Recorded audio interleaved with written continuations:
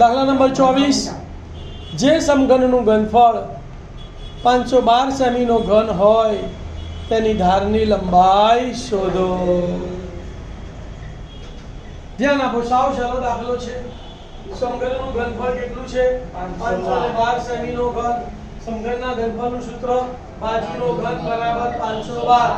ઘન દૂર કરું તો સામેનાનું ઘનમૂળ, તો માટે બાજુ બરાબર ઘનમૂળમાં 512 એટલે 8 નો ઘન આપણને ખબર જ છે, તો માટે બાજુ બરાબર 8 સેન્ટીમીટર। પણ ખબર નથી તો 512 નો અવિભાજ્ય અવયવ પાડવાના 2 256 2 128 અને 2 64 64 એટલે 4 નો ઘન અને 2 દુ 4 નું 8 એટલે 2 નો ઘન, તો 2 નો ઘન અને 4 નો ઘન એટલે 2 ચોક 8 નો ઘન થઈ ગયો। તો આ રીતે અવિભાજ્ય અવયવ પાડીને પણ તમે કિંમત મૂકીને શોધી શકો છો, જો મોઢે ના હોય તો। ખ્યાલ આવી ગયો?